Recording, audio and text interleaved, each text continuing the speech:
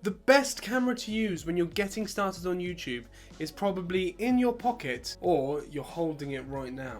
A question I get asked a lot is, Sam, what camera do you use for your videos? Actually, I've never once been asked that. In fact, I never get asked anything.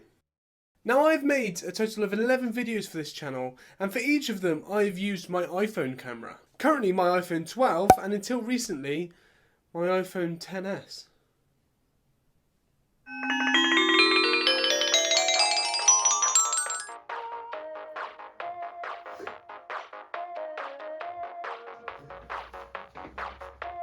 You alright, Sam?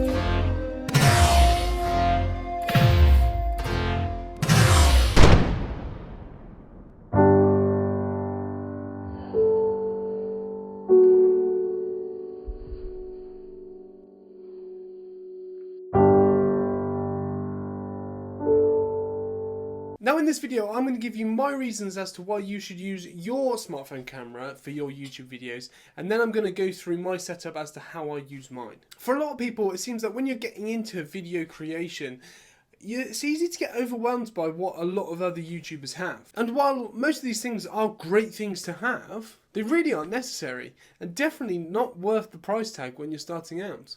And one of the big ones that us new YouTubers see a lot is your camera. So the first camera on this list is the Canon 90D. The Sony a6400. Choice here is the C500 Mark II. I was using the C200 for the longest time. It's the one you're probably familiar with if you've seen my videos, the Monster 8K sensor, the Epic the carbon fiber body, and it happens to have one of my favorite lenses on it, the 24-35.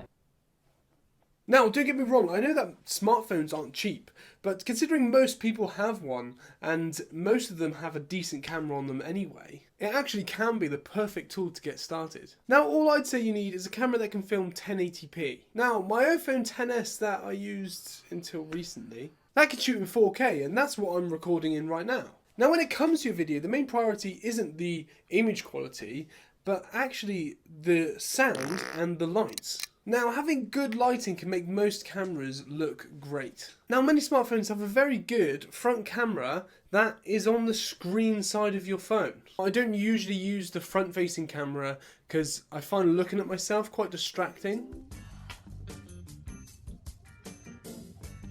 And unfortunately on my last phone, God rest its soul, it got dust in the camera lens. I did a video about that. And it actually made my videos look like this. But the main camera on the back was fine. Now I want to do a comparison on my iPhone 12 between the front camera and the rear camera. This is the front camera, and this is the rear camera.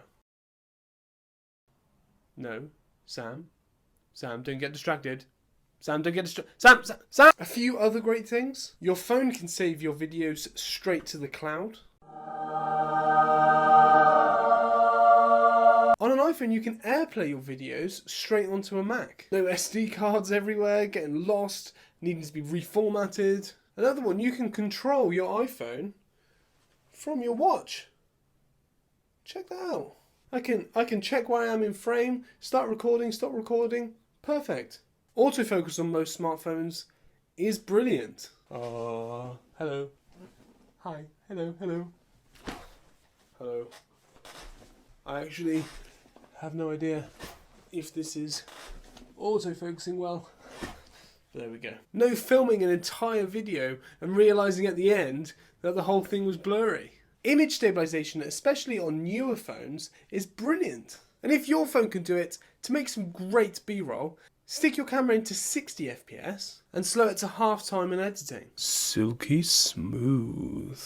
So how do I use my iPhone to record? Well, I've got it set up on a tripod like this, and I use lights and an external microphone for my audio. Now I'm using a green screen, but you don't have to. And now I'm set up, I can either use the selfie cam and see myself back, or I can use the main camera and check it on my Apple Watch. And once I'm finished recording my video, I just select the file on my phone and airdrop it straight to my Mac. So my setup is, I bodge up a green screen with a couple of massive pegs. I have my iPhone on a tripod, a couple of lights, and an external mic set up to my Mac.